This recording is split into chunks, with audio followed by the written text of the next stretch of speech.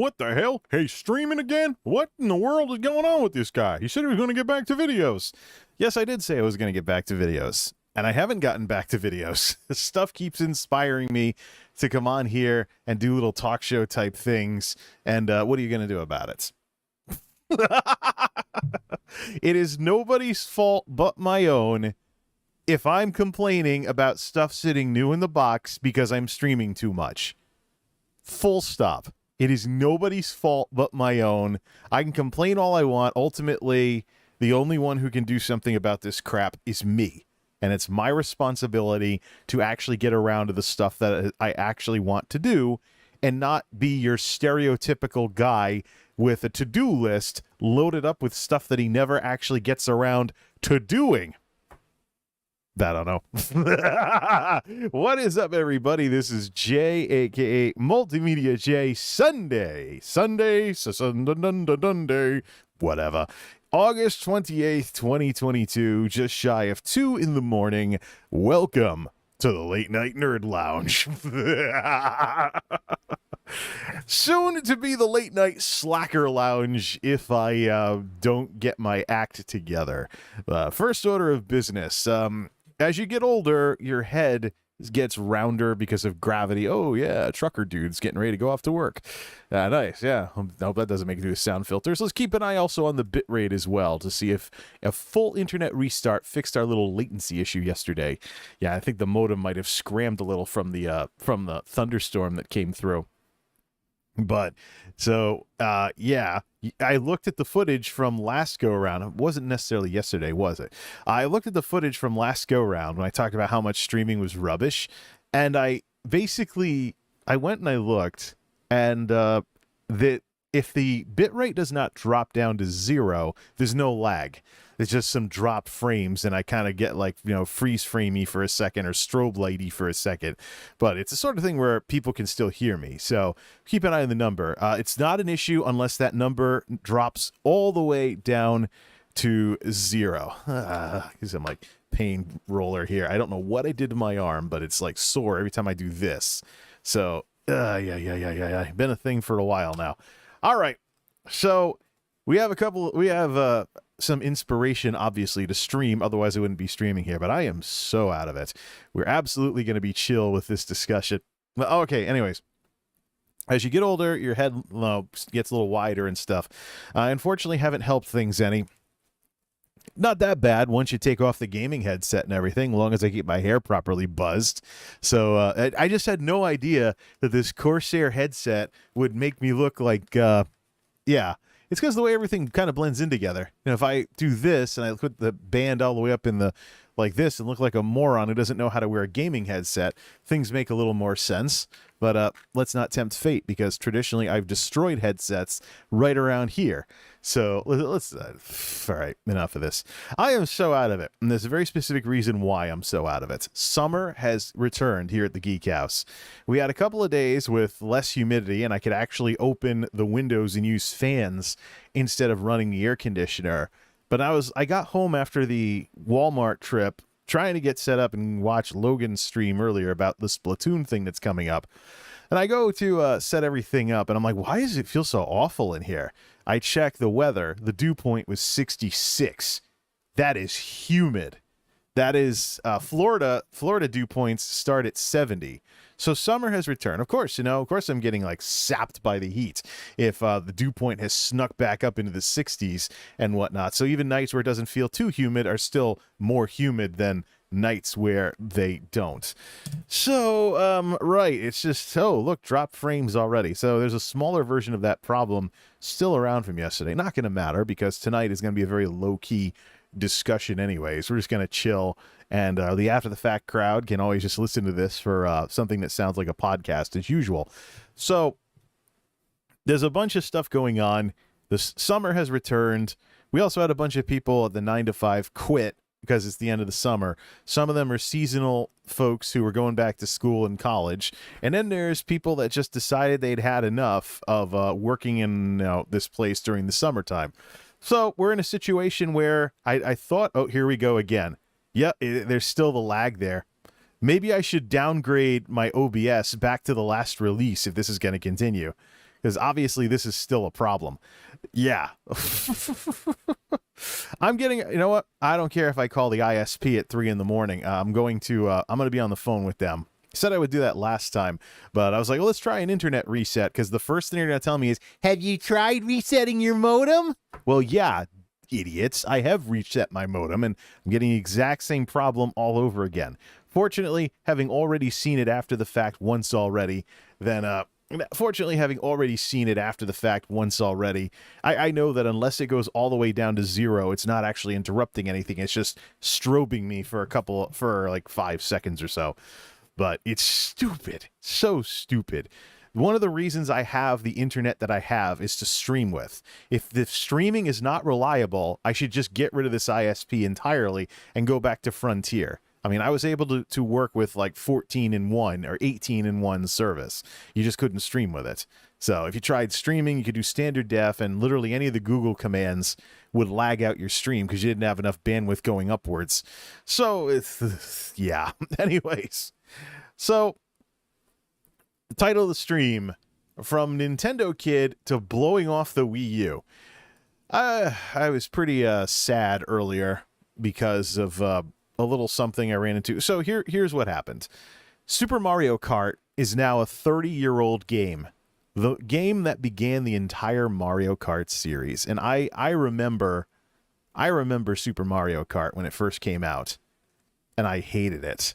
I thought it was the dumbest gimmick ever. Literally, Nintendo took Super Mario World, which was an awesome Mario game, by the way. Super Mario Brothers 4, as far as I was concerned.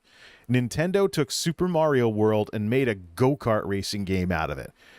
I was like, there's tracks based on the Chocolate Island. There's tracks based on the Donut Plains. There's tracks based on Ghost Houses and Bowser's Castle. And I'm like, this is stupid.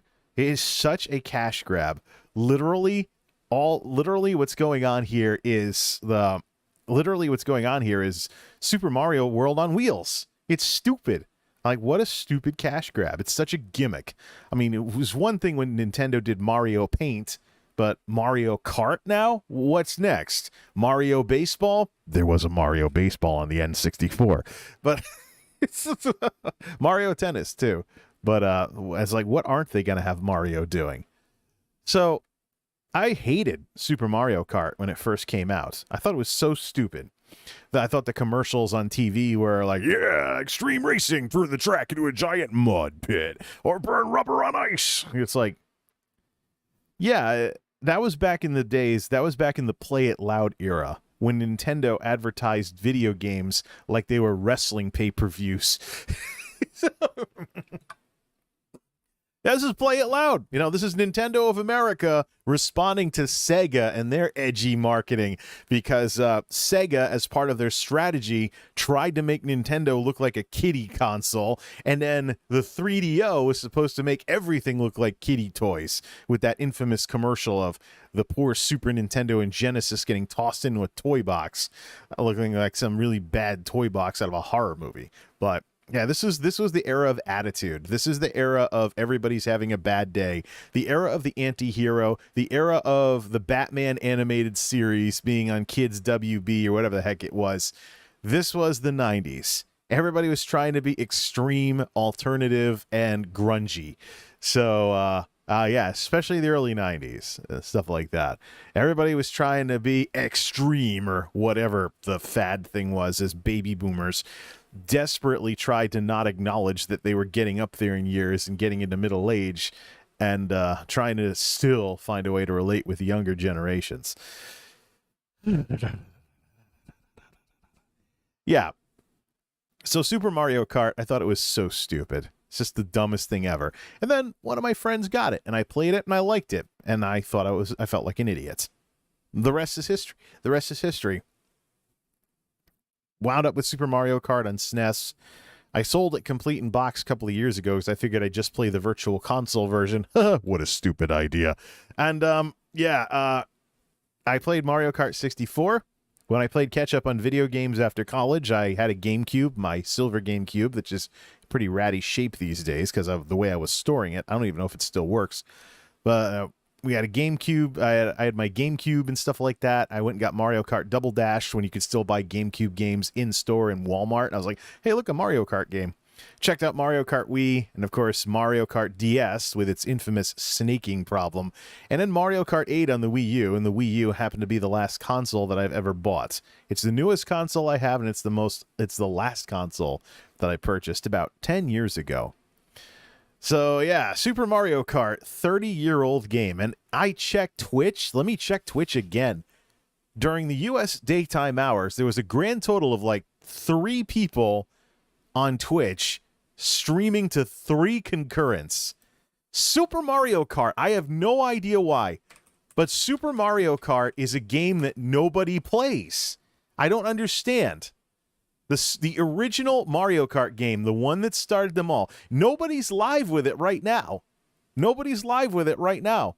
And when people were live earlier, including one single person, we're looking at recently published here for VODs, one single person acknowledging Mario Kart being 30 years old now. Let me see with some of these. Here's Neon's Nook, only 2 views. That means it was probably a 0 viewer stream or something like that.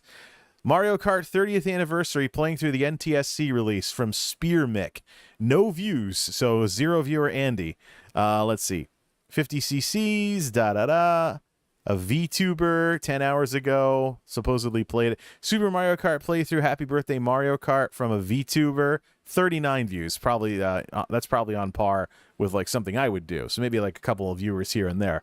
But I'm just surprised. What happened to Super Mario Kart? Why is the gaming population, even from a historical sense, blowing off this game?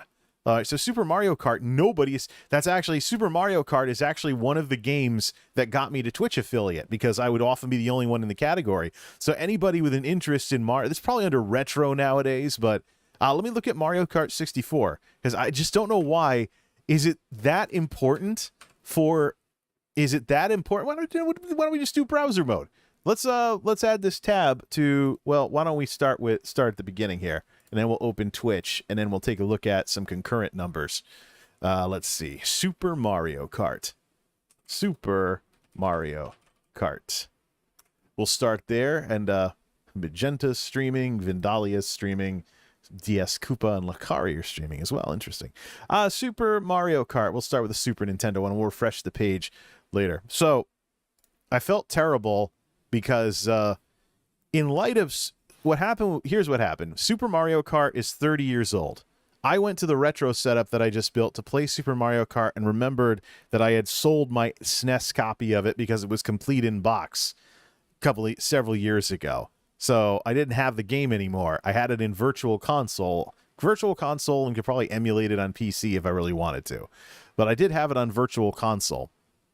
And that was kind of the plan, to have the Wii U be my Mario box a couple of years ago, and hopefully Nintendo would get their act together and have something on the Nintendo Switch. Unfortunately, they do, but it's all paywalled behind a monthly subscription that gets bigger if you want Nintendo 64. So that's part of the rant for tonight, by the way. But on the Wii U has Virtual Console for both Wii and Wii U if you bought stuff before the Wii store shut down. Interestingly, I went to the Wii Shop channel on the Wii side of things, and I could still re-download everything, all of my games. So it's been a couple of years since 2019 since the Wii Shop was shut down. So even if my SD card died, I could put a new SD card in there and download all my Wii games onto it. It's just like, oh, man. You know, so it's kind of cool. So really we're relying on the reliability of the hardware, and I guess that the rest of the console will probably outlast the optical drive, like so many of them have done on other systems like PS2, PS1, etc. So at the very least, I have a really nice emulation box if I load it up with ROMs before Nintendo shuts the store down. Or maybe I'll explore some homebrew or something like that if there's some kind of way to use Virtual Console with other ROMs besides what was available from the store. I really don't dig around in that kind of stuff because PCs are a lot more straightforward than trying to mod a console. It's just like, and that's been the case for a very long, very, very long time. So we'll cross that bridge when we get to it. Plus, I mean, I don't really think I want my ability to retro game dependent upon a 10-year-old Wii U that can still take a component cable and output in 480i. There's got to be a PC analog to that, and maybe even Raspberry Pi, like some folks have mentioned with Retro Pi and stuff like that. I'm just looking for a way to hook something up to a tube TV, so that way it can play the older games the way the creators intended. So yeah, I set up the Wii U, and I set up to play Super Mario Kart. I have adapters for pretty much every retro controller out there to convert to a Wiimote controller. So it's the Hyperkin Scout Super Nintendo controller going to the adapter to the Wiimote, which goes to the Wii U, playing Super Mario Kart on the Virtual Console with the output set to 480i. And the screen resized to fit the tube, since the tube did not have overscan. But I've noticed with the, I could probably put some overscan in it, because games were often designed to have a little bit of overscan, because analog TVs could vary a little in what they displayed where. Like my Daewoo, which puts things off to the side for whatever reason. That's either a deflection yoke, which is a big repair that I don't want to bother with, or it's the H-hold, which I'm trying to get up the nerve to take a look at, since the last person that repaired tube TVs around here is long retired. So it's one of those things, get some like rubber gloves or something, or some protective PPE or something like that, and go in and try and adjust that potentiometer with a Phillips bit. Very, very careful. Work with only one hand, so if I get zapped, it doesn't go through my heart and stuff like that. Tube TVs, they really sucked. But especially when you had to make adjustments while they were powered on. Hey, either way. So I have this all set up. I had the Wii U going. It's like, this is kind of neat. I mean, granted, I think it's progressive. I think it's a progressive output or something like that, or it's reinterlacing or something. I don't know. I really don't know, because I compared my Super Mario World experience on the Wii U going to a tube TV, and it was pretty close. There was a little bit of shimmer, though, in the image, though. I got a feeling that the compatibility is not totally there versus the Super Nintendo or the Super Retro Trio in S-Video mode. But I've been kind of spoiled by the Super Retro Trio in S-Video mode lately, playing my Super Nintendo games. So it's been a little bit of it's been rather interesting. But that got me playing Wii U again. And I hooked it up to my tube TV. So I got all these Wii games. It'd be better played on something up here. And yet I've got the darn thing plugged into the tube over there. And I'm playing Virtual Console games on it with authentic controllers too. So I have Hyperkin controllers for Nintendo and Super Nintendo, and as well as N64 with the Hyperkin Captain. I have adapters to send them all into Wiimotes, including the very hard to get one that's like $30 from Canada for the N64. N64 to Wiimote, very hard to get. So you're going to pay notably and stuff like that. I'm lucky I got it when I did during the 2020 lockdowns. But I have adapters to take everything over to Wiimotes and then send that into the Wii U. So I'm playing this game, and I'm like, this is interesting. Then I go to check out some of my Game Boy Advance games, like some of the Super Mario Advance games. I prefer to the Game Boy Advance, the portable Super Nintendo. And I play that, and I'm like, yeah, kind of reminds me of Mario All-Stars, with the one that's based on Mario 2 and stuff like that. And then there's, of course, the Super Mario World and Yoshi's Island remakes, which I didn't have yet. I go to the Wii U eShop, and yeah, the ability to add funds in the Wii U eShop has been shut down, unless, of course, you still have like a shop card or something for the eShop cards that were sold for the Wii U. But that's going to get turned off later this month.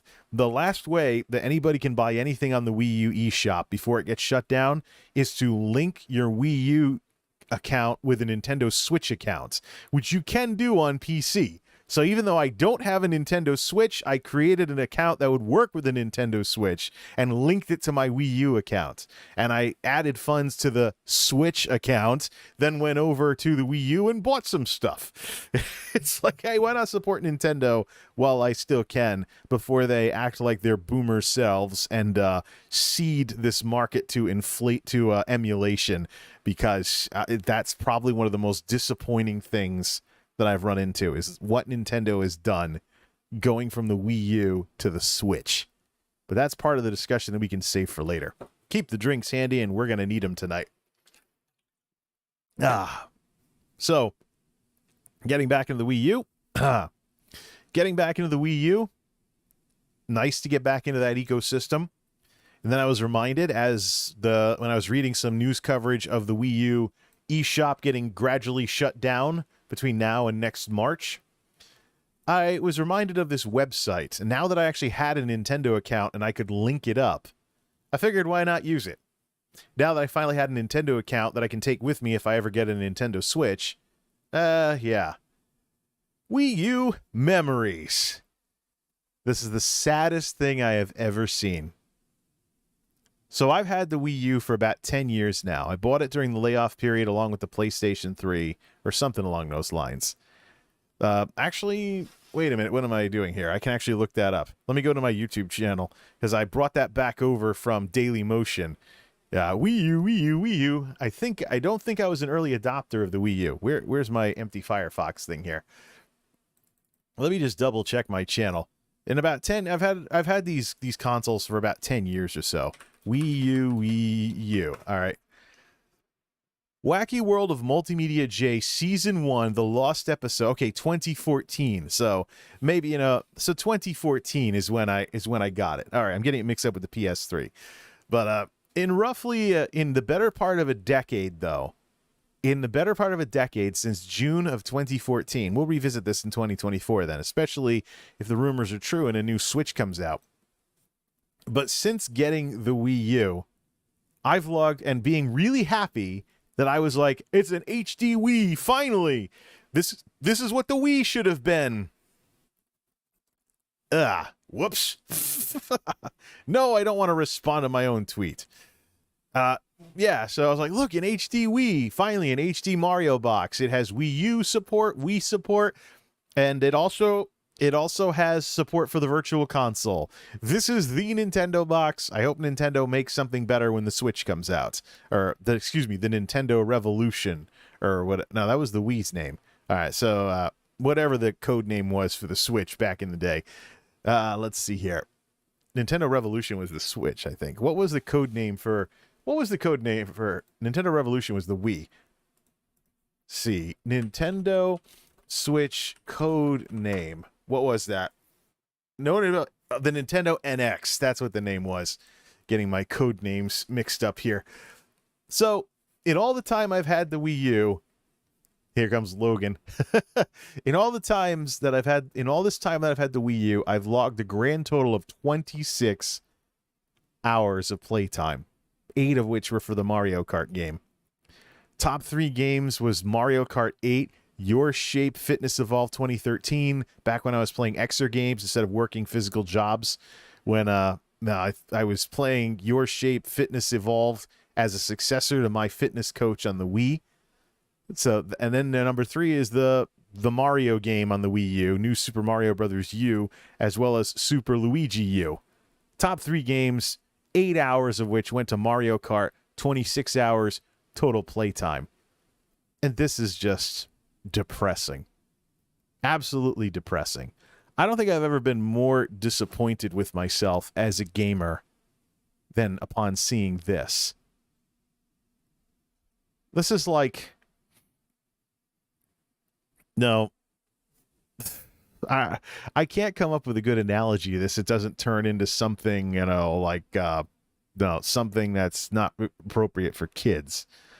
But this is like... Where do I even... let's not even try that. This is just the biggest, saddest moment of my gaming life.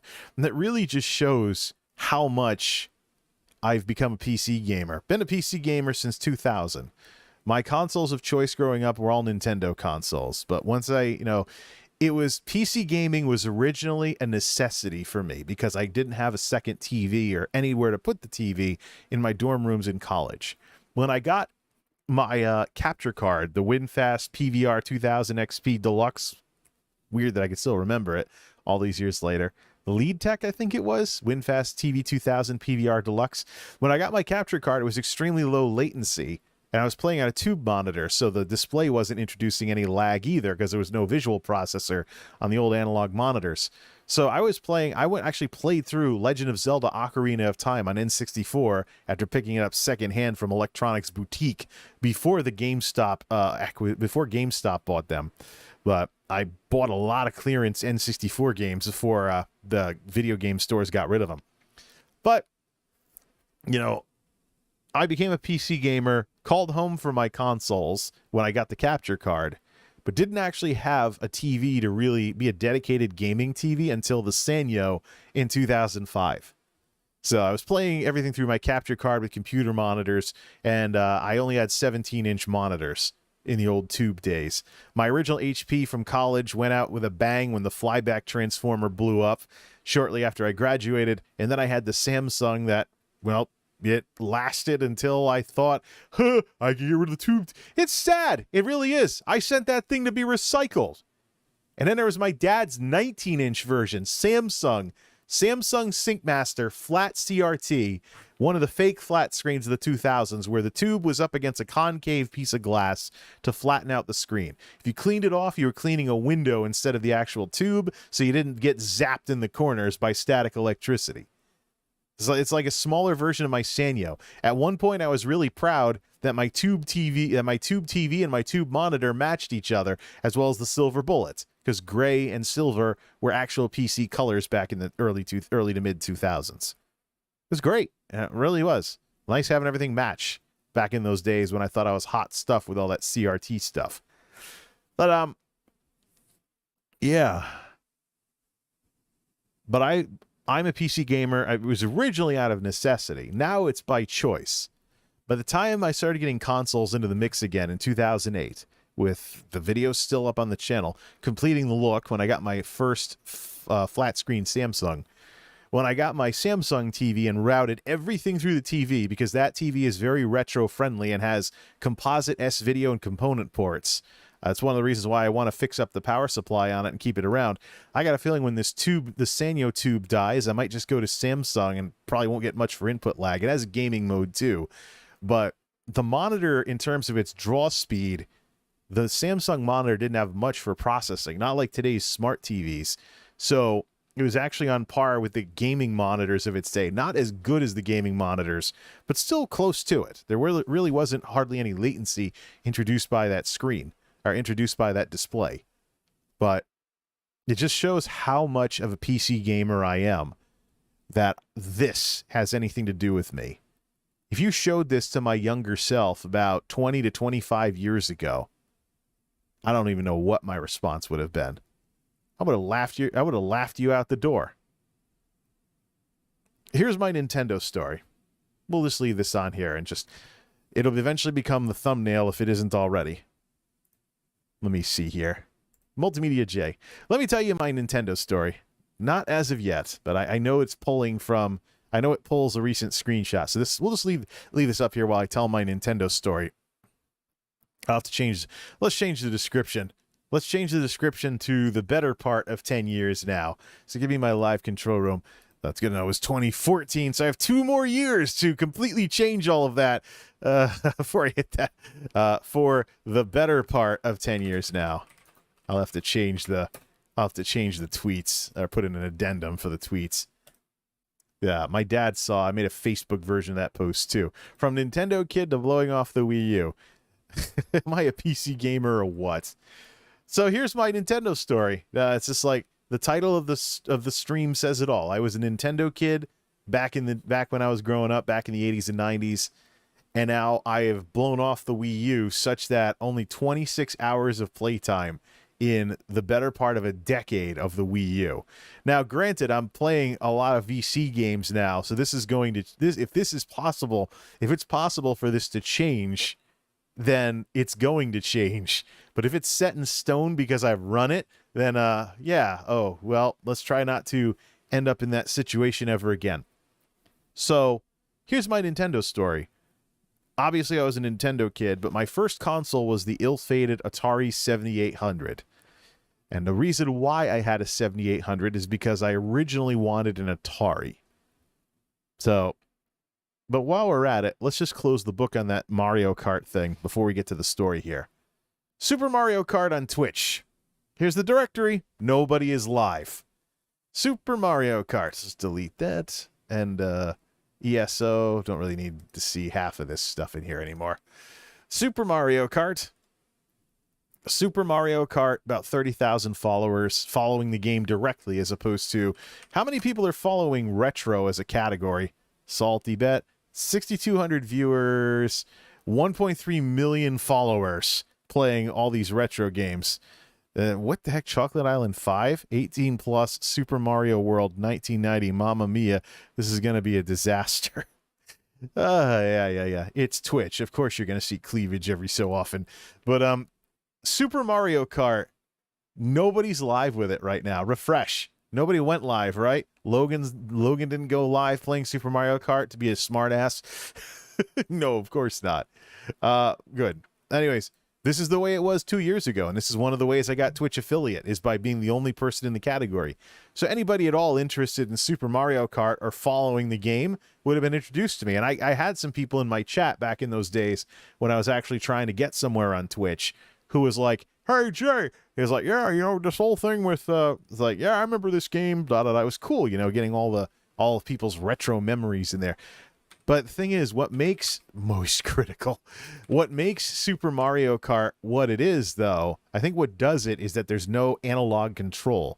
It's all digital. You're using a D-pad to play a Mario game. So Mario Kart Super Circuit has the same problem. But let's go through the Mario Kart games and let's see if anybody's doing anything with them. Mario Kart 64 has analog controls. Oh, look, streamers. Day 24 of Glasses, Summer Games, and Playthrough Saga. 3 concurrents. Gaming time from Kuchandasuyo. What country is that over there? 41 concurrents, where I don't know where they all are. Because I have it in English. There you go. TT Choco Stupid Mountain SC 3 lap with 37 concurrents from overseas here. Let me actually lock it off to English here. Let me just lock it to English. What do you mean no results found? I just had 2 streams there. Sort by recommended for you. Japanese ADHD videos. Okay, let me click English for the tags. Whoops. I don't want to see half of those streams. Let's see here. So now, with the new tag system, I can't sort by... There's no autocomplete on this anymore. Let me see if I can use my back button. No results found. You know what? Why don't we just leave it open like this? Let me just leave it open. Let's have it be like all age groups. This one's in Japanese. Okay, that's right. That's probably who'd be broadcasting at this time of night. All right, let's go back to Super Mario Kart then. No, I don't need to look at retro. Super Mario Kart, driving and racing game. So live channels, nothing. The tags are empty. Nobody's playing the original one. 41 concurrents. Some folks from Japan and stuff for Mario Kart 64. So the minute you have analog controls, people start playing it again. Let's move forward to the GameCube. Mario Kart Double Dash. There it is. Mario Kart Double Dash. 1 concurrent watching this young Rick person play Mario Kart Double Dash. Is it real GameCube or is it the Dolphin emulator? Who knows? How about Mario Kart Wii? 20 concurrents between all of these streams. 20 concurrents between all these streams playing Mario Kart Wii, whose online has been shut down. So probably people doing speed runs and other stuff. Then how about the Wii U version of Mario Kart 8, original Mario Kart 8, 2 concurrents and the game's wrong. Unless that's a cutscene in like adventure mode or something. And then there's Mario Kart 8 Deluxe, which is on the Switch. This is the one everybody's playing. Let's do viewers high to low. Yeah, there we go. 765, bunch of Mario Kart streamers in some VTubers, the whole 9 yards. Grand total of 1,400 concurrents. Now, let's get rid of the analog controls once again and check out Mario Kart Super Circuit. Nobody is playing Mario Kart Super Circuit. Not through the Virtual Console, not through emulation, not through something like the Super Retro Advance, which lets you play Game Boy Advance games on a Super Nintendo, not through the infamous Game Boy player. Mario Kart Super Circuit, the minute you take away the analog controls. Mario Kart 7 on the Nintendo DS, another version of the game that I have. 1 person streaming to 30 concurrents, but it's clearly not Mario Kart 7 on the DS. It's very clearly Mario Kart 8, and they misclicked. So, Yeah. The minute there's no analog controls, nobody wants to play Mario Kart. So guess what two of the games were that helped me get to Twitch affiliate by being the only person in the category? Super Mario Kart and Mario Kart Super Circuit. The old Mario Kart games. So, there you go. It's one of those weird things, you know, for some strange reason, Mario Kart 7 is a 3DS entry, not DS. Then what was... Oh, really, Logan? Mario Kart 7. I had it on the original DS. So 3DS. So what was the Mario Kart game? What was the Mario... Let's see here. Nintendo 3DS. Oh, there was a first-person view on that. So what was the Mario... Oh, Mario Kart DS, of course. Everything was named DS. Mario Kart 7. Okay, so maybe that was correct then. All right, let's see here. Twitch.tv/MultimediaJay. It's Mario Kart DS that I'm thinking of. Yeah, I got the DS and the 3DS mixed up here. There isn't even something for Mario Kart DS because there is actually, and nobody's playing it. Yeah, there we go. Mario Kart DS. This is the one I remember from the regular DS, not the 3DS. I never had a 3DS. So many times I thought about getting into 3DS, but I couldn't decide whether I wanted to do 2DS or 3DS XL. But what does it matter anyways? Because the screens are getting old on those darn things, and the stores and the online stores getting shut down, just like the Wii U's is. I'm kind of sad because I kind of like the 3D look of the Ocarina of Time remake. But it's all of this crap that is part of the reason why Nintendo, through shutting down the Wii U online store, is seeding the market to emulation. We'll get to that. What's my Nintendo story here? My Nintendo story that led to this embarrassment goes as follows. So, my introduction to video games was Atari. Atari was before my time. I was born in the early 80s, didn't even start thinking about, my brain wasn't at the point developmentally as a kid where I could handle any decent video games until I was much older. So, Atari, one button and a joystick, that was cool to start with when I was like, six years old. So, video games are a bittersweet thing. Shortly after losing my mother when I was in kindergarten, of course, my dad went back to work after the bereavement period, and I had a sitter for the first time ever. The sitter was a stay-at-home mom with 3 kids of her own, who the father worked with computers at an educational place, so he made a lot of money.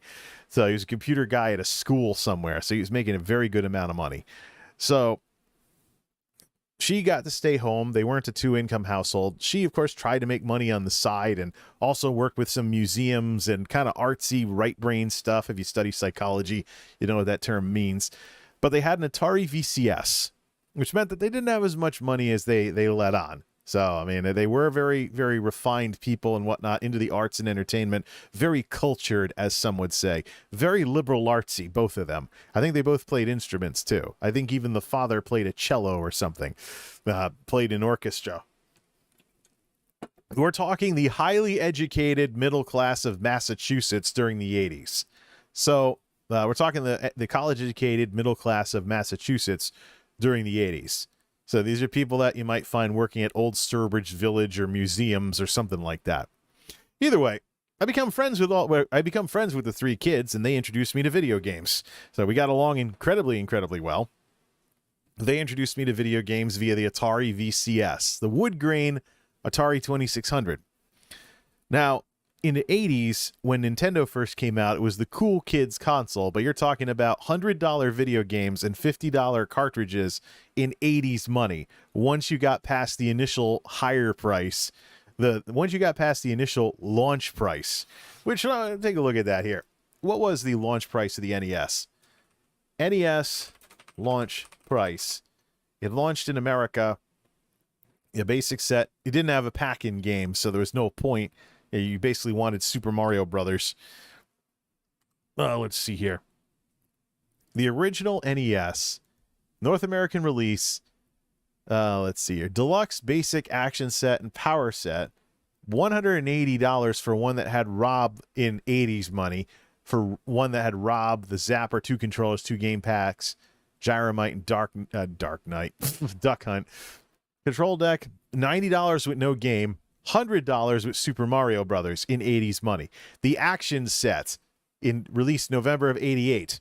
$150 in 80s money. This is the one that was most popular when I was growing up. Control deck, 2 game controllers, Zapper, and Mario Brothers Duck Hunt.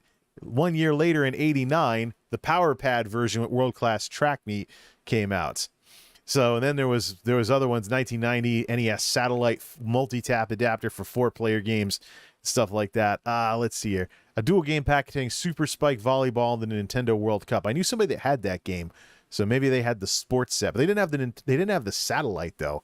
So, but anyways, the action set, the deluxe set, $180. They actually calculated the inflation in 2021. It's the equivalent of nearly a $500 console in 2021. So when you account for inflation, you're talking about something that costs somewhere between the Series S and the Series X in 80s money, if we bring it up to today's money with inflation. But the action set, $150 in 1988. In 1988 money, that was the most popular one. So that was the equivalent of what?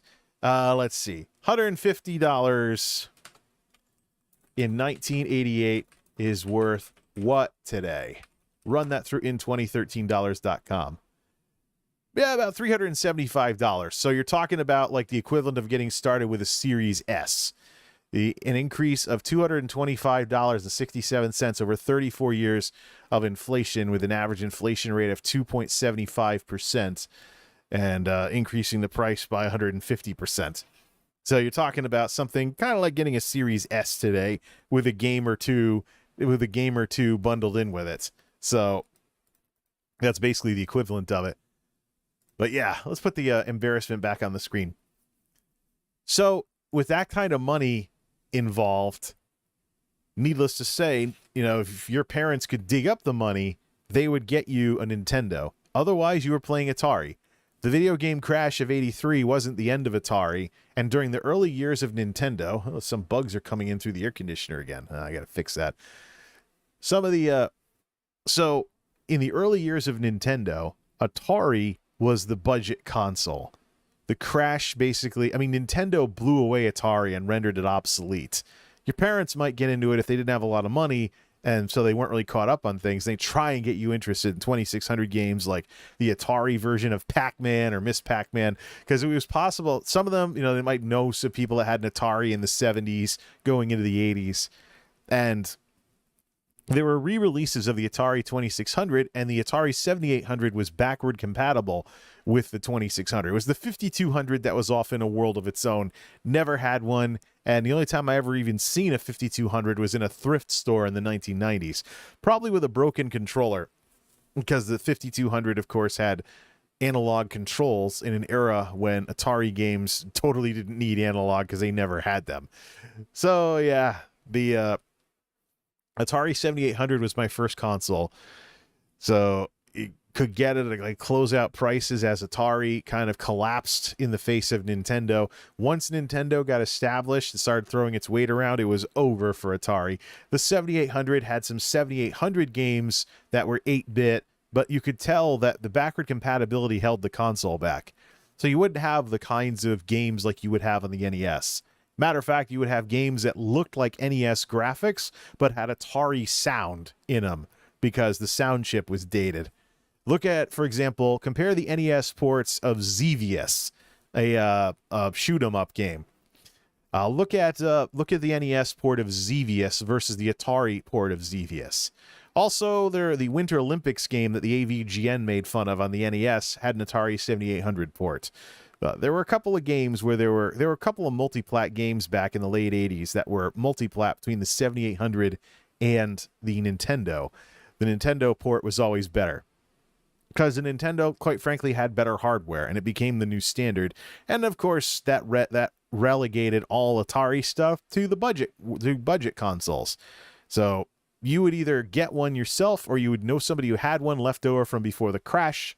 My friends over at the sitter's house had an Atari VCS left over from before the crash. It's just all there is to it. So, I started on Atari. Would have been just fine on Atari, but people were introducing me to Nintendo. It was those kids first. They eventually got a Nintendo, but it was somebody else. It was other sitters that I had with even more money from stay-at-home moms. There's even one who's off of one income. Her husband was rich enough that they had a Porsche. There was another one that had a Shelby racing wagon with like a top speed of 200 miles an hour. If the wife is going to drive a station wagon, she might as well drive one with a lot of speed under the hood. So the other sitters that I had in Massachusetts, besides the one with the Atari, introduced me to Nintendo. There was even a woman at our church. We called her Sister Esther for whatever reason. She had an NES, and that was my first introduction to Super Mario Brothers. Now you can imagine a little 6-year-old kid being, while my dad goes out with folks on Saturday night, trying to meet who would eventually become my stepmother. While my dad was going out with people on Saturday night, I went over a sitter's house. A lady from the church, Sister Esther, was one of them. Actually, sitters really introduced me to video games in the 80s all over the place. Pretty much all of them did. We had, the sitter that I had, the main sitter I had for after school had an Atari VCS. That was my introduction to Atari 2600 and Atari in general. There's an old woman, Jean, I think her name was, or something. An old woman, her name was Jean. I think she was in my mom's church or something like that before she passed or something. And she was like, "Oh, I'm so sorry for you. I'll watch your son if you want to go out and get a break from being a single dad." Da da da.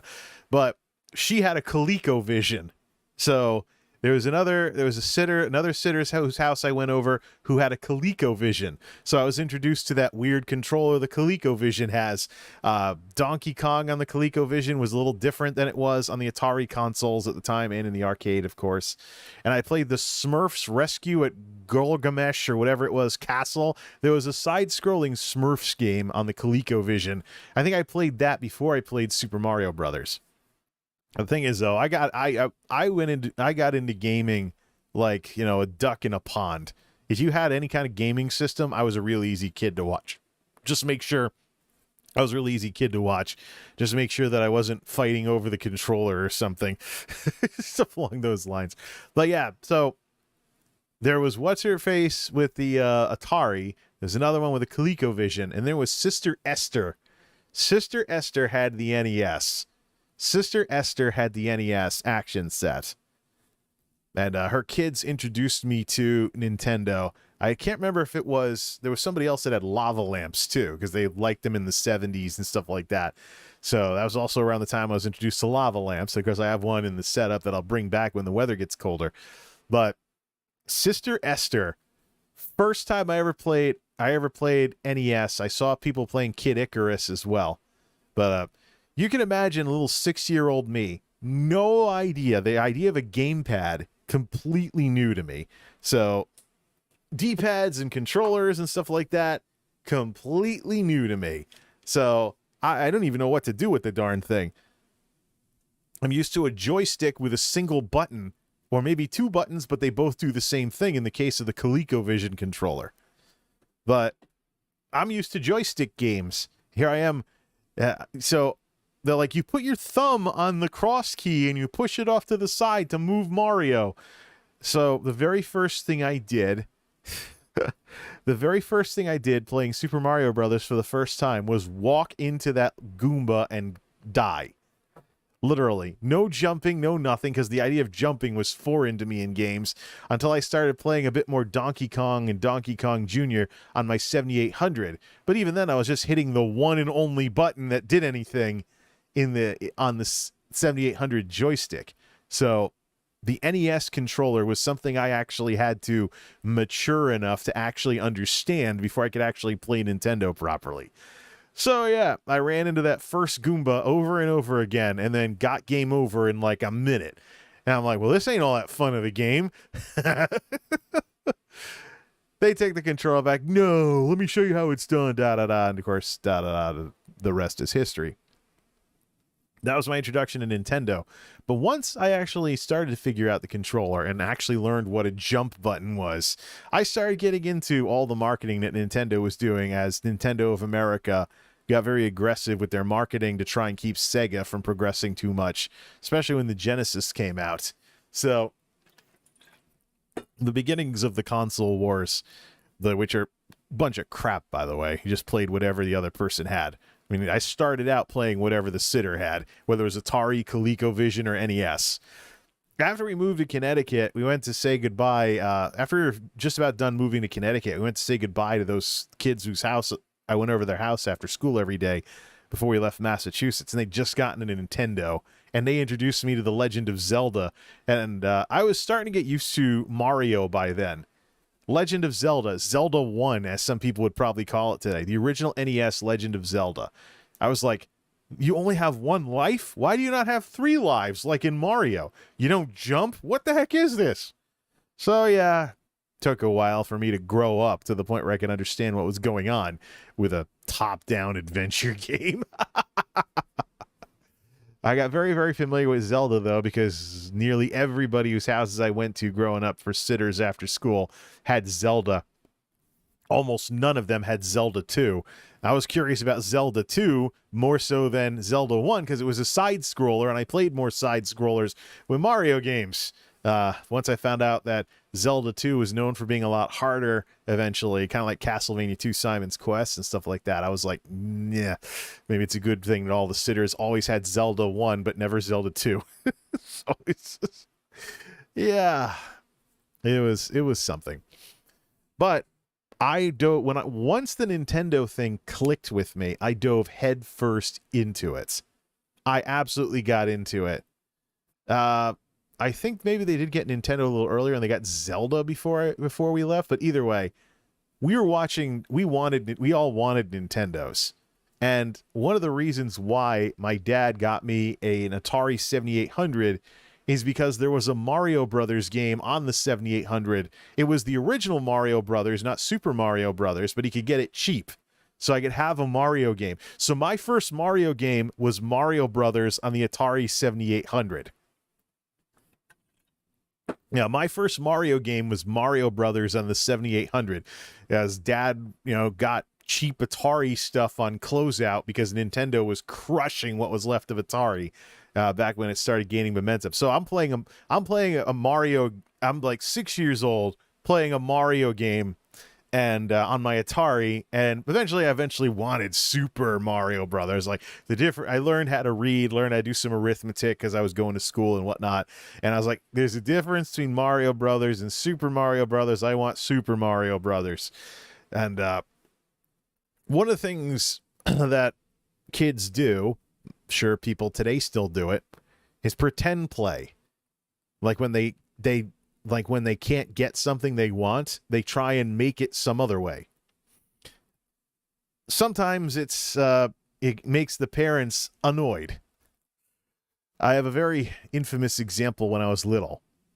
I wanted the Wheel of Fortune home game because one of the things I did before going to bed every night was watch Wheel of Fortune and Jeopardy. It was Wheel of Fortune, Jeopardy, and then I went to bed at 8 o'clock because that was my bedtime. So after Alex Trebek, I was going to bed, and I hated it.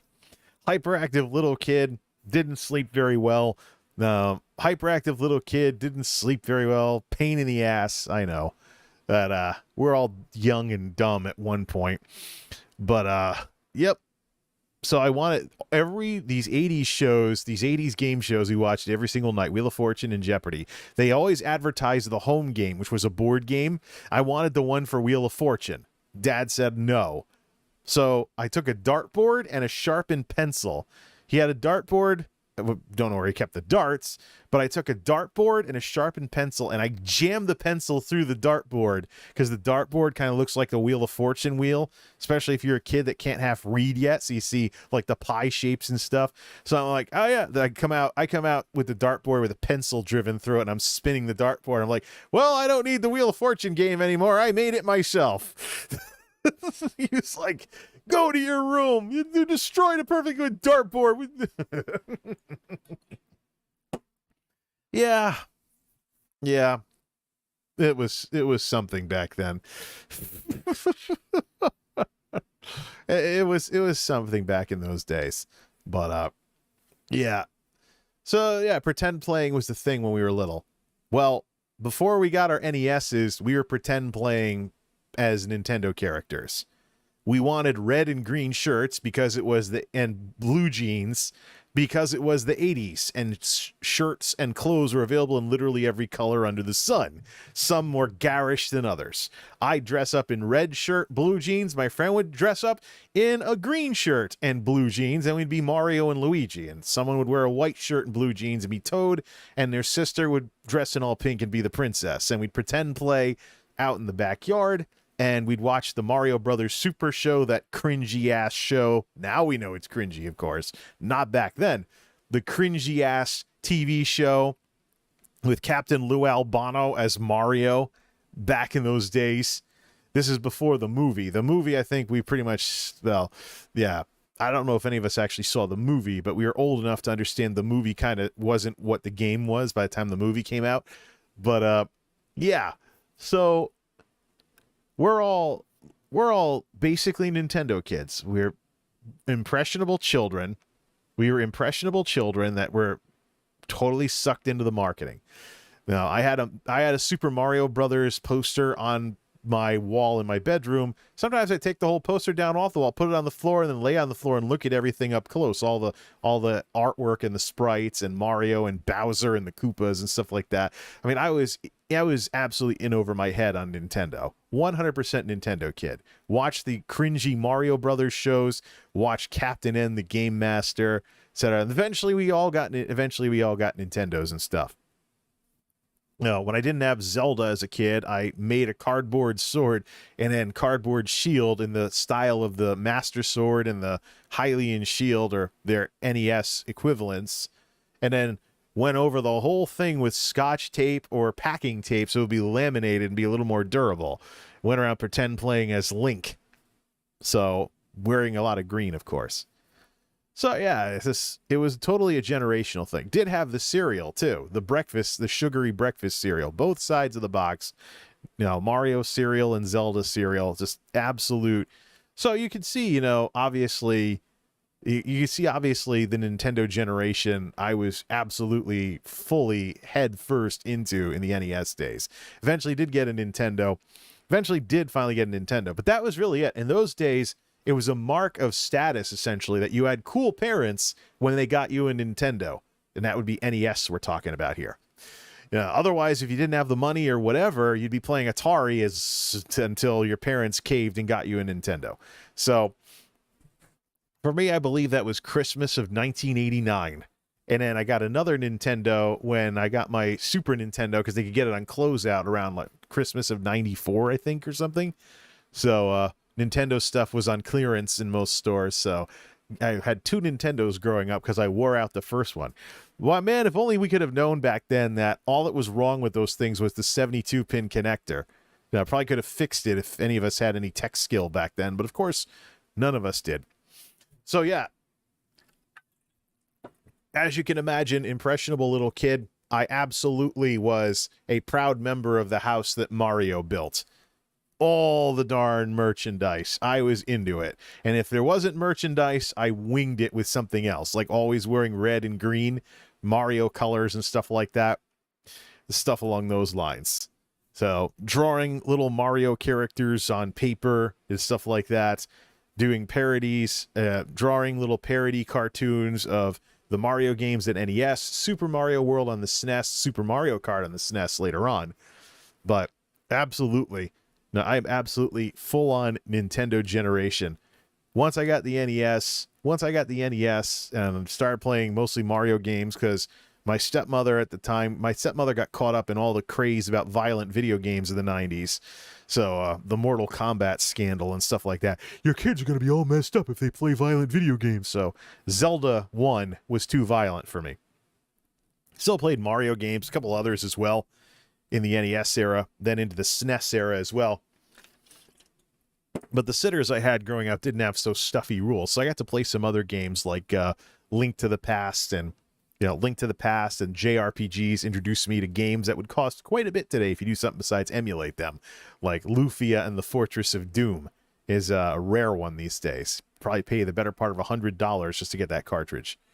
Never been re-released on a digital platform either, so it's emulators or bust if you don't want to pay for a nearly $100 video game these days.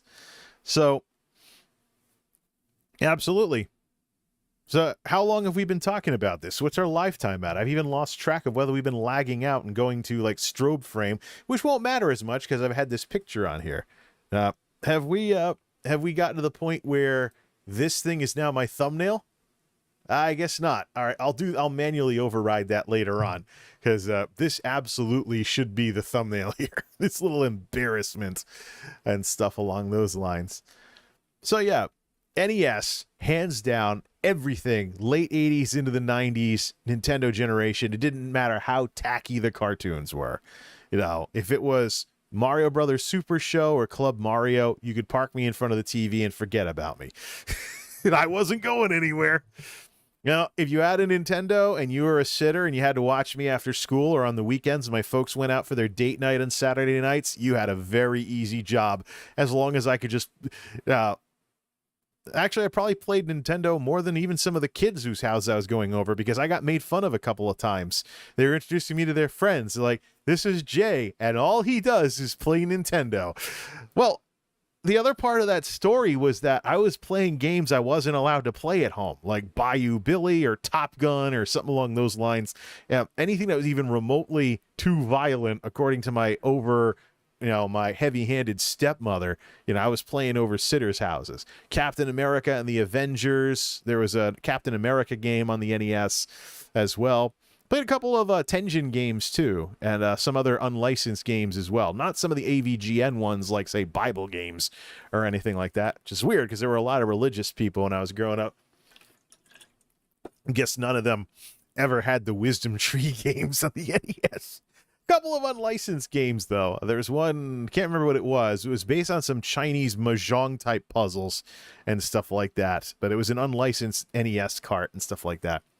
And then things progressed and eventually got to the point where Super Nintendo was what made you cool. And if the family was cash-strapped, you had an NES. The Atari was relegated to the flea markets.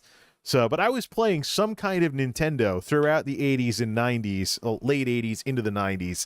And I was absolutely a Nintendo kid. So, caught up in the craze in the 80s, very kid-focused craze, probably a sucker to marketing back then.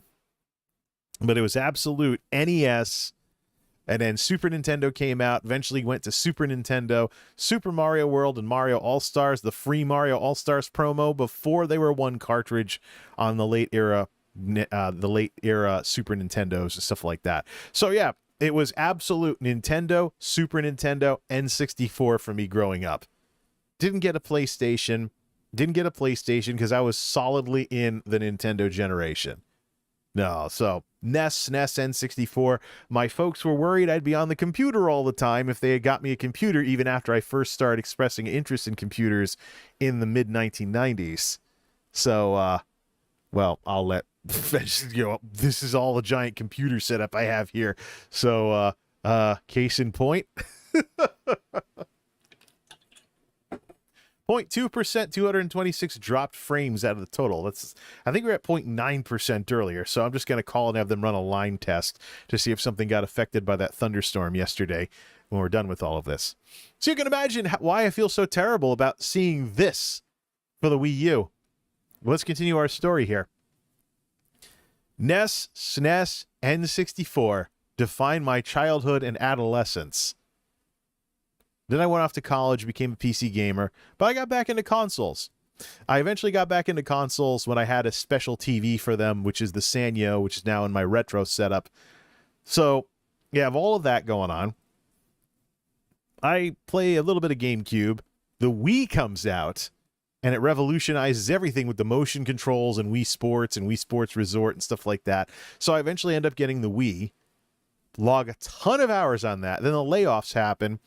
Eventually I wound up getting the Wii U because I wanted the high-definition Wii, and there's a couple of games that I was curious about on the Wii U. So I wound up getting the Wii U, And this was the result of it. 8 hours of Mario Kart, 26 hours total playtime.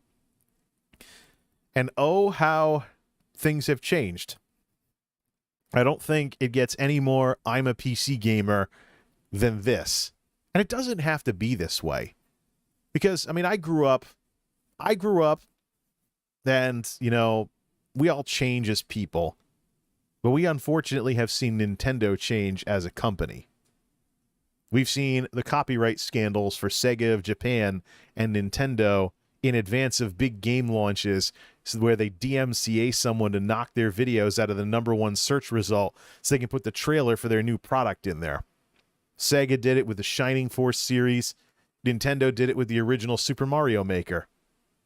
Even after jumping on their soapbox about Sega when Sega had their scandal.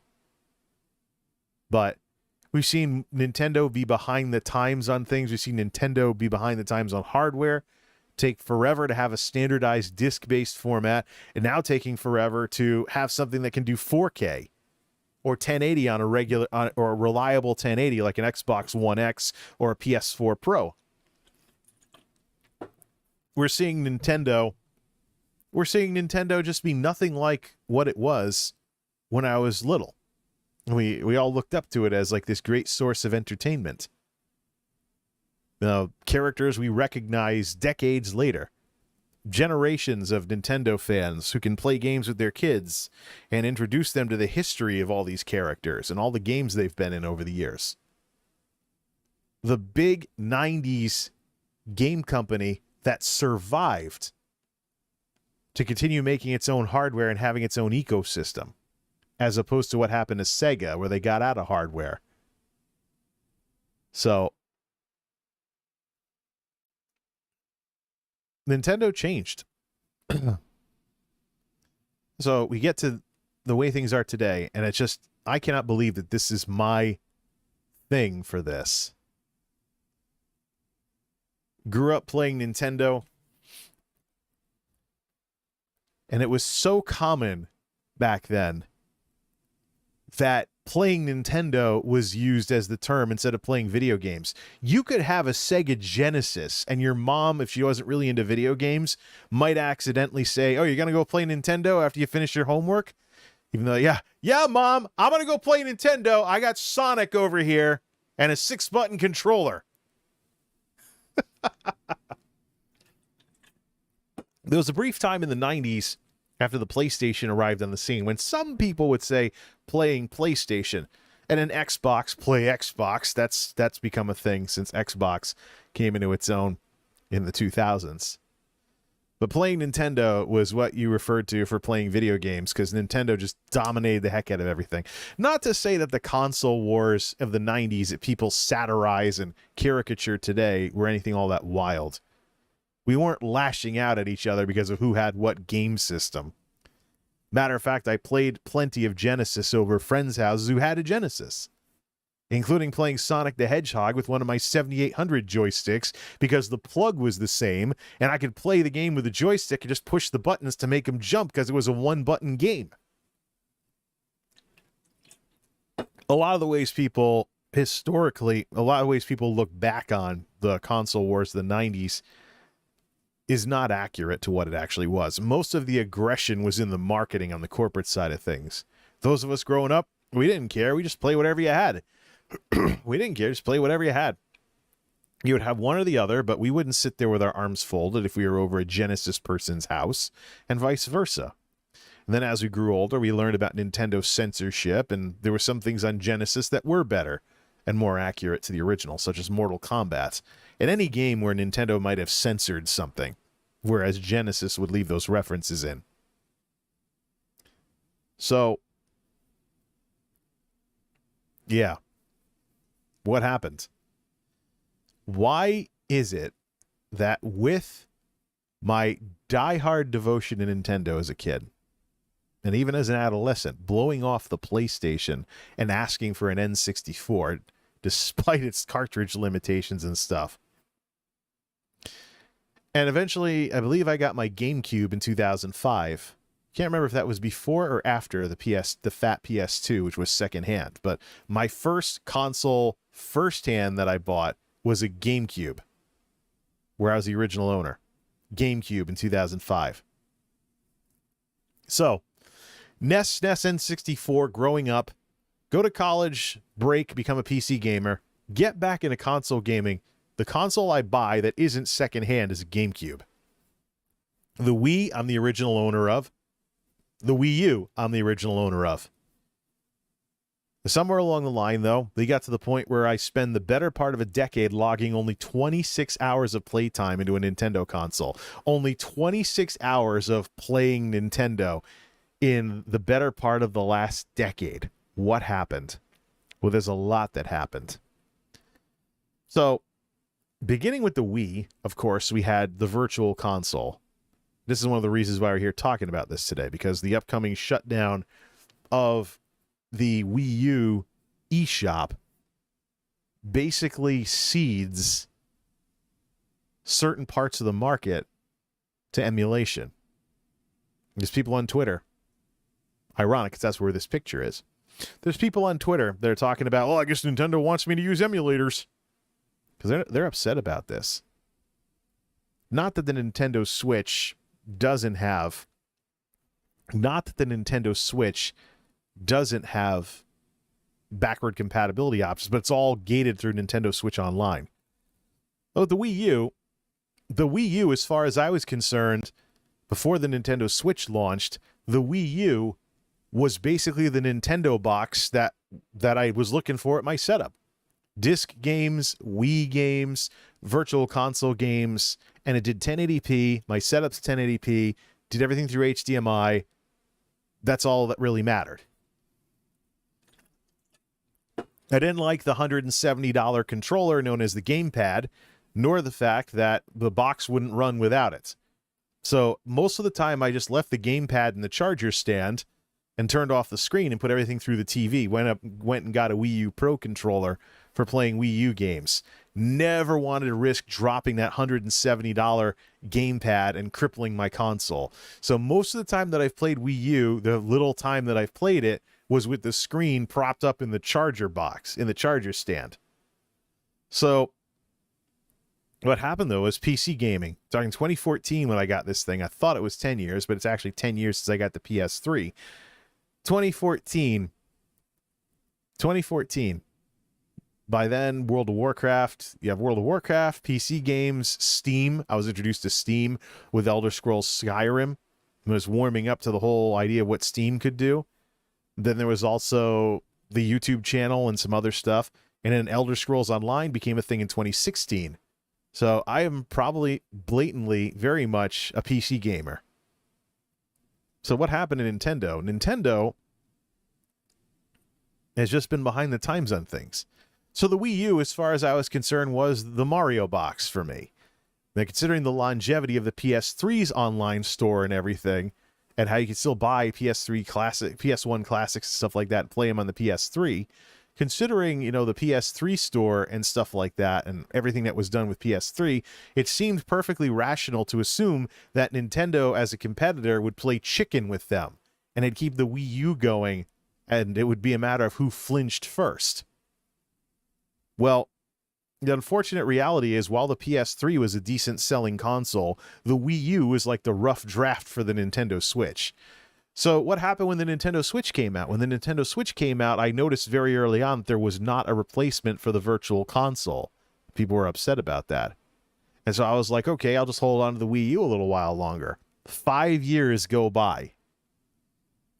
Still no analog for the Virtual Console. And I think that's really one of the big things that Nintendo needs to stop being such a boomer about. They can put as many games as they want on... They can put as many games as they want on the Nintendo Switch Online service. But they need to take a look at what PC gaming offers. PC gaming has Xbox Game Pass for PC, of course, but it also has Steam, GOG, and numerous other launchers that are run by publishers and IP rights holders. You have Steam, GOG, the Epic Games Store, EA Origin, Ubisoft even has a launcher. and a digital store.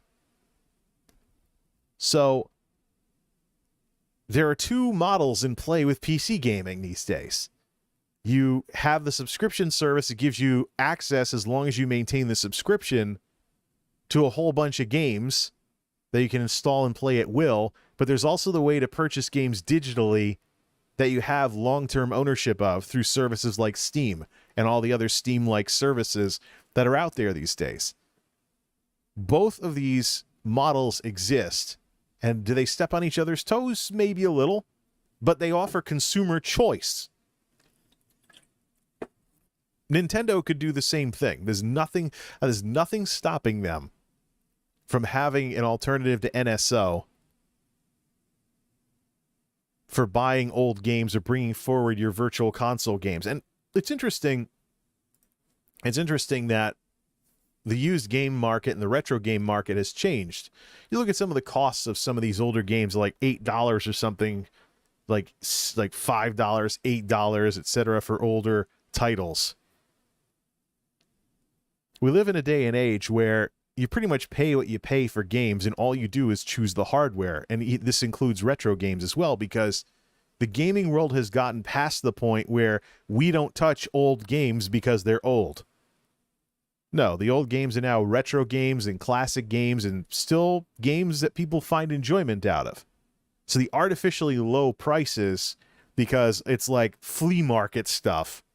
Maybe that was a thing during the Atari era, but now that games have more substance to them, NES, SNES, N64, PS1, PS2, GameCube, even the Wii. Now that we have that kind of a situation on our hands, it really gets away from the whole situation here. What do we have from DJ? PlayStation on the console side, the Nintendo fan for handhelds till the PSP in 2005. The majority of the titles have gone to the Switch. They're half-assing what is similar to Game Pass. Difference with Game Pass is I can buy the game where the NSO doesn't do this with the classics.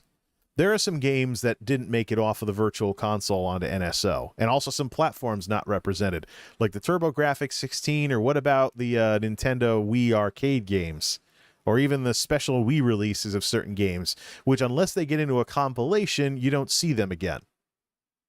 So now, some of the things I've been having a little fun with, too, is some of these virtual console games and virtual console arcade games going through a tube TV, because many of them are from the tube TV era, and some of them, I'm curious what it would be like to play them on a tube TV, like the Game Boy Advance versions of SNES games.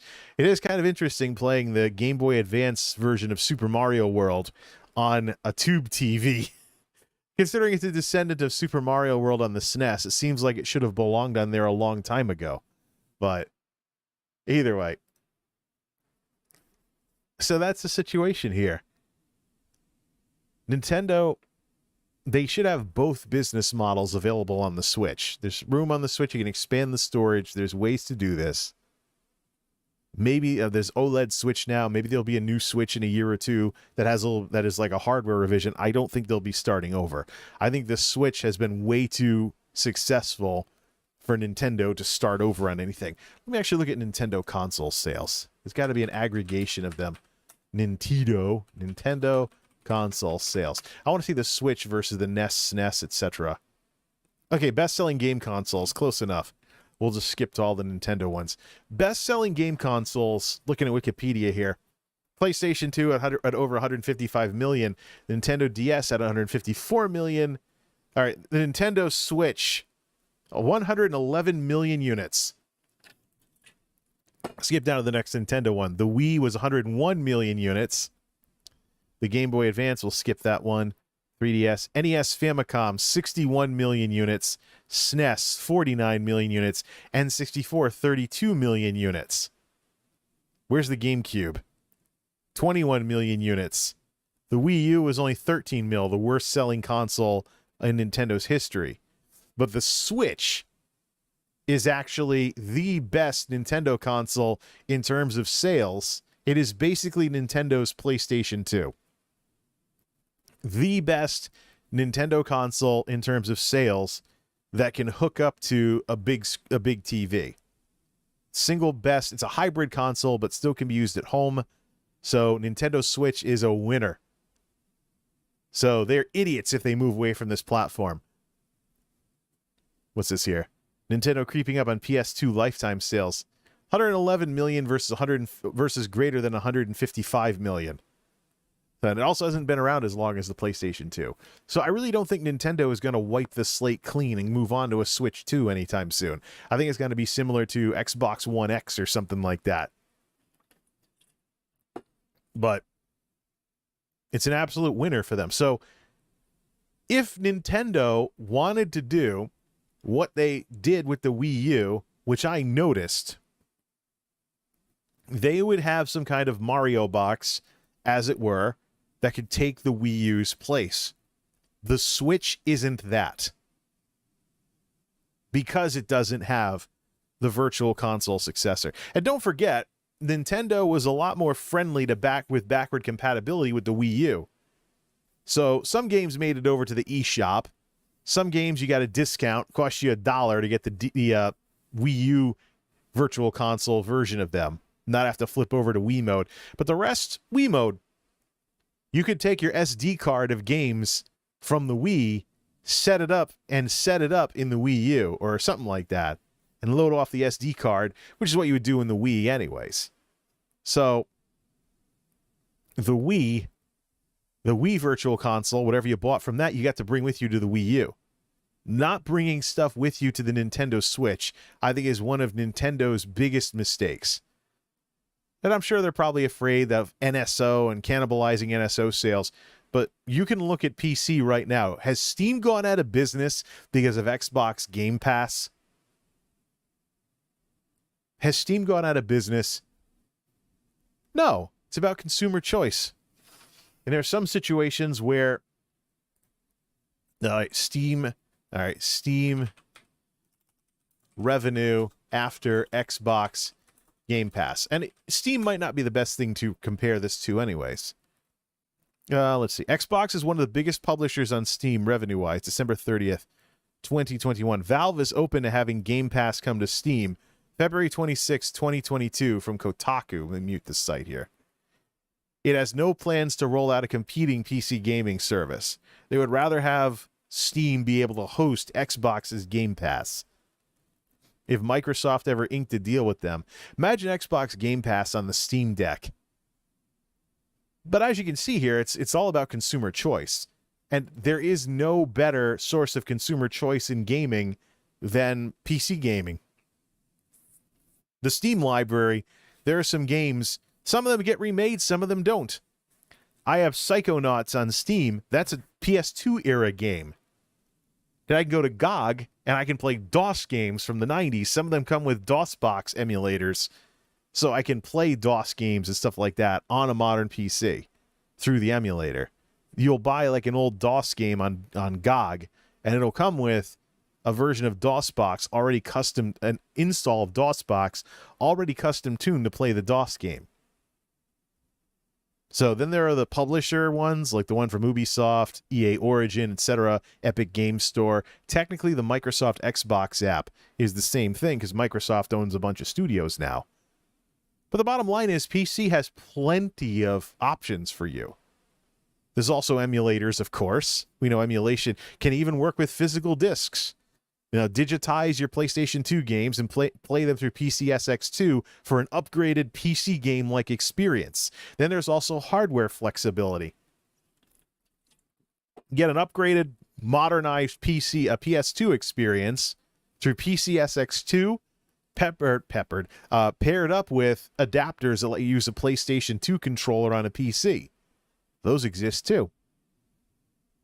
So, and it's your own PS2 library that powers all of this, if you can digitize the discs and don't have any bad sectors. So, that says nothing, of course, about, then there's things like abandonware sites. I was looking at Triple Play 2001, an old baseball game from EA that I used to play back in college. Roughly PS2 era graphics on PC. PS1, of course, had limits by then. There's also a PS1 game. But Triple Play 2001 was actually, I found it on an abandonware site. I'm like, I could also get a new CD-ROM of the game on eBay. I don't know what happened to my own. I might just check one last time. I do have a couple of PC CD-ROM games mixed in with the music CDs. I think I lost my Triple Play 01 CD, and I wound up having to get getting Triple Play 2005. I think it was the last game in the series before it was discontinued. But there's actually Triple Play 2001 on abandonware sites. Like a sports game I used to like playing back in college is now on an abandonware site. What the heck do I do about that? Or I can get it on eBay for $5 for PC or PSX. One of my favorite sports games back then is on an abandonware site now. Oh, the passage of time, baby. What do we have on here? Nintendo will have to make the Switch thicker by a bit to allow the more powerful hardware. What am I going to care? I'm not going to use it as a portable console. I use Game Pass as a try before I buy service, especially if a new AAA title is costing $70. The point is, though, PC gaming offers you a ton of consumer choice. Steam has been a very successful model for consumer choice in digital games. There's nothing stopping Nintendo, just like there's nothing stopping Microsoft or Sony from having their own version of what could be a Steam box. The Wii U had Wii U games, Wii games, and Virtual Console, which even included some GameCube games available for download. You could hook up external storage to it. Hook up your external storage to it. I could probably make an SSD box for it, put it in an enclosure, and add more games that way. But you have all of this. It was basically the closest thing to a Mario box that would play little of everything. And because it has the analog video out options, I could even take it over to the tube TV and play retro games on a tube with it. Could do that with a PS3 as well. So I don't have the kinds of fancy controllers, though. I'd be stuck using PS3 controllers or similar controllers or something, maybe the USB versions of some of these retro controllers, and I just got to find a way to map the buttons.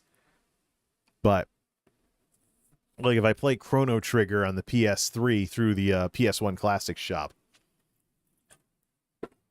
But I mean, the DualShock 3 is very similar to the DualShocks 1 and 2, so I think it probably is just worth it to just play on the original controller.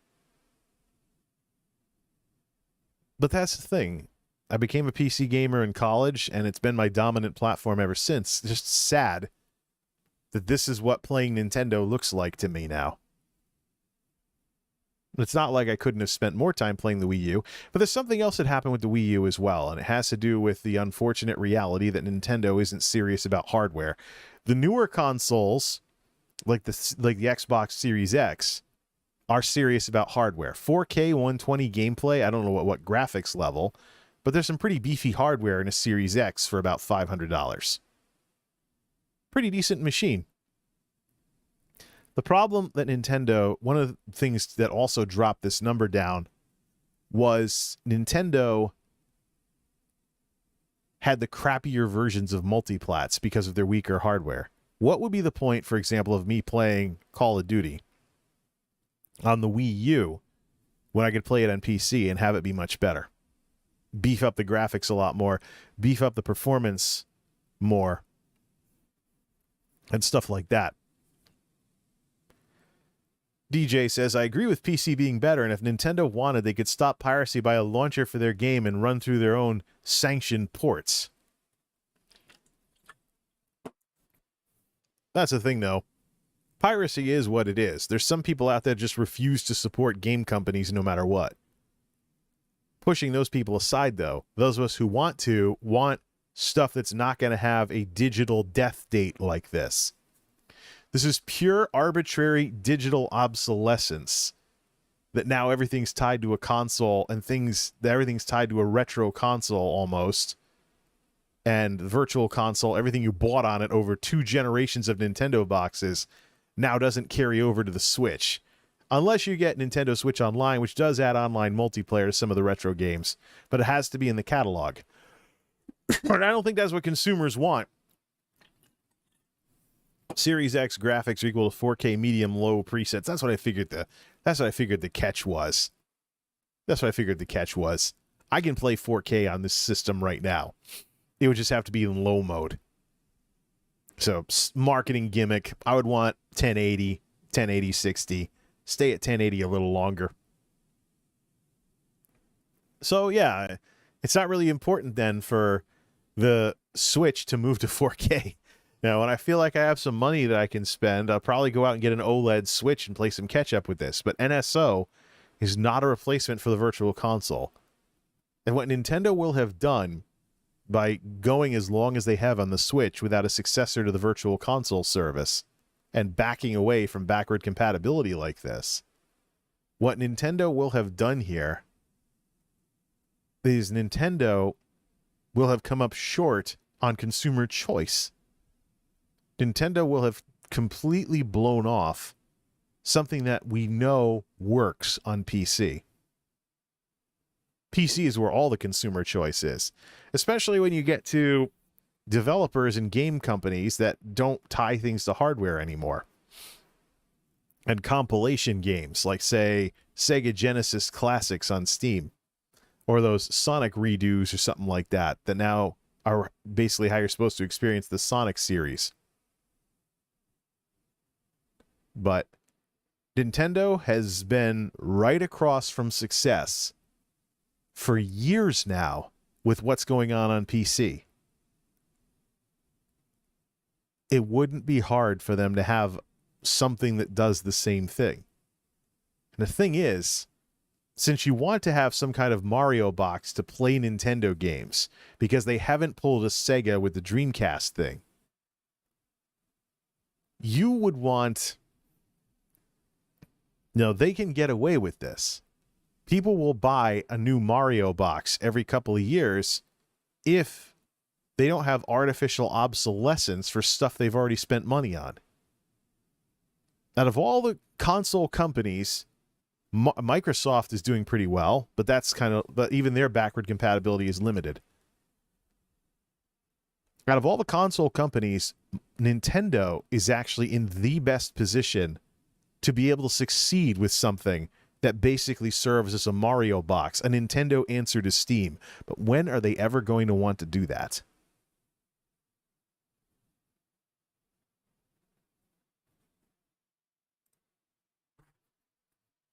When? What's it going to take? Why does Nintendo have to be years behind for decades like this? The last time Nintendo had competent hardware was the Super Nintendo. The N64 had the limits on cartridges. The GameCube had limits on the storage media. The Wii had limits on not doing HD. And the Wii U had limits because it was what the Wii should have been, essentially.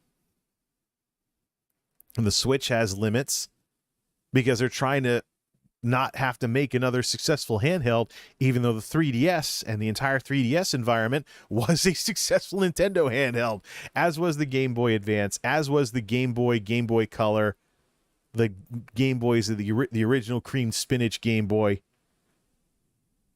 Nintendo knows how to make a good handheld. Just ridiculous. Nintendo, out of every company out there who's involved in this industry, Nintendo should be the company that knows how to sell Mario boxes. Every certain amount of years, you basically, in my case, in my generation, we grew up with Nintendo. My generation grew up with Nintendo.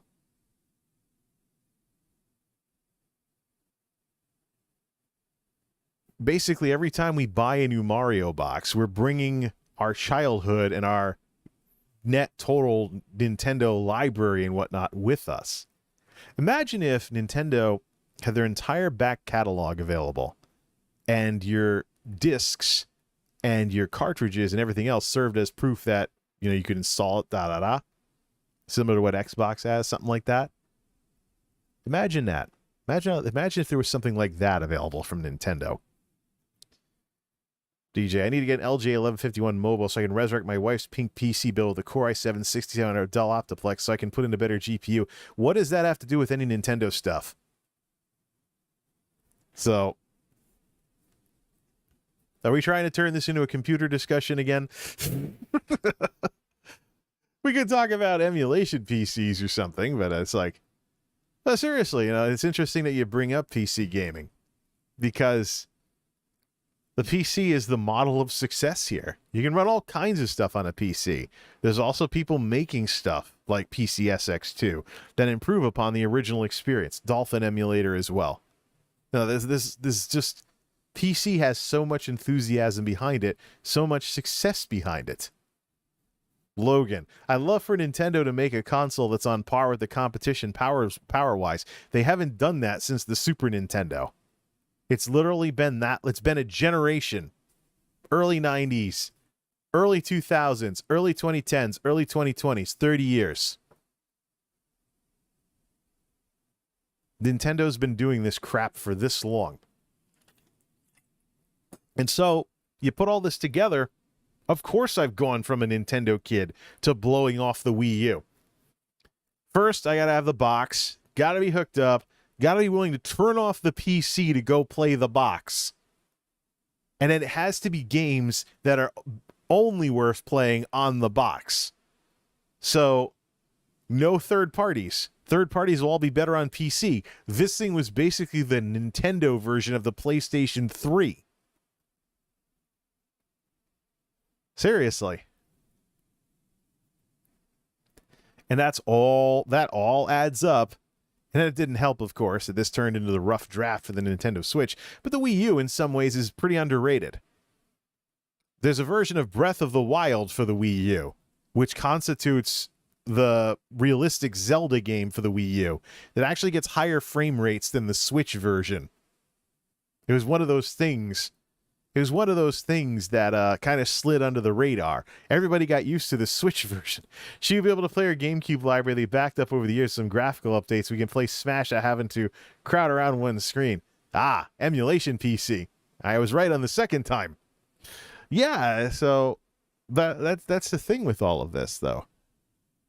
The Wii U is basically the Nintendo answer to the PS3. But there were some underrated titles. Breath of the Wild. I'm actually thinking of getting the Wii U version of Breath of the Wild just to play it on the Wii U. Kind of like a last hurrah. There were 2 Zelda games on the Wii U. Technically, only one of them is Wii U native. There was the Wind Waker HD remake, and now there was Breath of the Wild. But of course, it was also a big Switch title as well. As someone that's played Breath of the Wild on Wii U and Switch, I know for a fact that the Wii U version runs worse, lol. Maybe they fixed it, but it's still a competent version. The Wii U version at one point did run better than the Switch version. There were numerous times when Breath of the Wild on the Wii U actually got a higher frame rate. Doesn't mean that Nintendo couldn't have put in patches on the Switch side of things to correct that. We've seen this before. There was a time when the Pentium 4s first came out when Pentium 3s were still better than them at certain mathematical operations. There are these kinds of embarrassments from time to time. But it's just sad, though. The Wii U and everything and the artificial obsolescence. You add all of this up. And of course we're going to see something embarrassing like this. I can dig up the video. But somewhere along the line, there were people that actually tested out the Wii U version versus the Switch version. This was years ago, though. There's been plenty of time for Nintendo to patch that up. Patch that up so that a game update improves the performance of the Switch version and fixes this issue. That'd be interesting. But 3:30 at the Geek House, I think this discussion is what it is at this point. So yeah, this is an absolute embarrassment. I grew up playing Nintendo, solely caught up everything. Korok Forest frame rate chugs to 18 FPS, but still, even with the most recent patch. Yeah, I gotta find the video. I gotta find the video about the Wii U version of Breath of the Wild and how underrated it was for that kind of thing. But little wonder with everything that's going on, I've gone from Nintendo kid to this. Sure, now that I have the retro setup and the Wii U is pretty competent, hooked up to the tube TV, want to play a lot of old games on it. Just compare it to the original hardware and stuff like that. Also, Super Mario Kart. And also, yeah, everything else. I pretty much have access to my entire virtual console library on there. And I'm also tossing around the idea of building a low-power emulation PC, though. So, like a U-series processor or something. Something that can sink way down, or use the Turd Shiba for that. We know it drops down to 8 watts when it's not doing very much. And it has an AMD APU pre-Ryzen, but yeah, something I got to think about here. Find something or build something low power that could run emulators pretty well, maybe with a Ryzen APU. Maybe after the Ryzen 7000s come out, we look at some kind of APU solution or something. But it has to be extremely low power if it's going to compete with the consoles. I'm thinking maybe even Mini ITX or some small net top type thing. But RetroPie might be a little too underpowered. I'm looking for something that's also PC standard so I can switch computers for what I want to play for that sort of thing. But this was probably the biggest embarrassment of my life when it comes to Nintendo, especially given my history with Nintendo. Just totally absolute Nintendo fanatic growing up. All the merchandise, the shows, the cereal, the whole 9 yards. And then this, better part of a decade, only 26 hours logged for this console. I mean, the Wii U that I have, it's not a spring chicken, it's an egg. But it's not there for no reason. Nintendo has made some boneheaded moves that got us to this point. So pretty sad. Let's put in a response to that. Let's see here. Checked and remembered I got the Wii U in 2014, so the better part of a decade. But those numbers are still an embarrassment. Given my background with Nintendo and Nintendo products over the years, it is pretty sad. But Nintendo needs to realize that success is right out there in front of it. Saw a review for a mini PC that has a Ryzen 5 APU. I'd get the Ryzen 7 version of it. From good little box of this, so the ESR 5 model. I don't want it to cost too much either. I'm actually thinking of having the Turd Shiba play that role. This is nothing better to do with the laptop, and I'm going to blank the thing anyways. Got to blank the thing anyways because it has some problems nowadays. Probably shouldn't do much more than run emulators. But the big thing to figure out is for the retro setup, how to hook up analog video. What kind of converter boxes are available when all you have is HDMI and D-sub? 35 watts max. Sounds like the Turd Shiba. The thing is, though, if I can find something to convert HDMI or D-sub, if I can find something to convert HDMI or D-sub to component or some kind of analog thing, then we can start looking at the having something that can travel from computer to computer as better technology comes out and be used for hooking up to older TVs if I want to play on a tube for however long the tube thing stays around. I think that, the tube thing, whenever those tubes die back there, that'll be it for me in tubes. I'm not going to go hunting through thrift stores for them or anything. OLED will probably be the low lag screen that's more affordable by the time this whole tube fad is dying down. It's just the march of time and the march of technology. 3:35 at the Geek House. I think this discussion has gone as pretty much where it's going to go at this point. We'll see what the after the fact crowd thinks of it as well. But yeah, Nintendo, you've had success. You've had success in front of you for years now with PC gaming. Why can't there be a Mario box to go along with my gaming setup? And I switch from PC to the Mario box for all the Nintendo stuff that I grew up with, and it goes all the way back to the beginning of my involvement with video games. Why is it the case that something as successful as the Nintendo Switch needs to be held back because there isn't a proper successor to the Virtual Console, when on the PC you have both subscription-based digital gaming services and a la carte a la carte based gaming services. I almost said a la carte dating services. Like what? Now, PC is just, look, you can't ignore PC. That was the mistake of the Ouya. That was the mistake of Susie Orman trying to plug the Ouya 10 years ago. People criticized her in her various speeches about how the Ouya was going to be so incredible by saying it's crazy how people seem to think that she doesn't know what a PC is. PC is incredible. PC is absolutely incredible. But since Nintendo has managed to hold on to their hardware, I want something good to play Mario stuff on, you know? And I agree with the folks. By being anti-consumer like this, Nintendo is ceding sections of the market to emulation. And I can tell you, you know, there's all this talk about the ethical sides of emulation and stuff like that, but, you know, people casually talk about building retro pies and stuff like that, or making little things that go inside arcade cabinets and run MAME and stuff along those lines. And in many cases, with the people that got stung by what's going on with the Wii U eShop, they have shown through their purchases on their accounts that they will buy digital games from Nintendo if they're available. If they're not, what are you going to do? You know, I thought that, you know, digital is pretty fun with its convenience and stuff.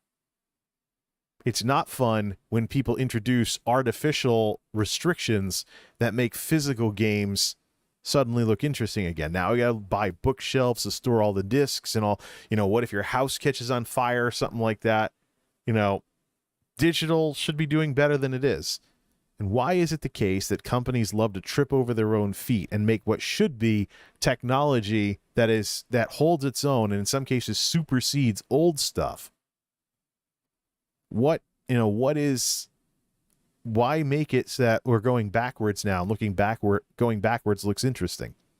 Why should there be any value to going backwards? Right. This is a nice little retro type rant / discussion / nostalgia thing to leave the #1 parking spot for streams. Let's get back to the retro stuff. Now, what I'm going to do is, since summer kind of snuck back in and it's hot out again, and things are getting wacky at work, might be working on videos, because I'm not going to be streaming at like 3:30 in the morning for chat streams of any sort. Plus, I want to back away from chat streams in the first place. It's just there are topics that keep coming up over and over and over again that I want to talk about. And I think this one, though, is the last one. Could just back away from all of this and just enjoy all these games. Play through them all. It's one of the benefits of YouTube. Make videos. Not tied to time slots. People who like what you do can come watch them when they're ready. Otherwise, they can find other stuff to watch. Either way. 3:39 at the Geek House. Let's go back to videos and retro stuff. Till next time, this is MultimediaJay signing off. Thanks for stopping by.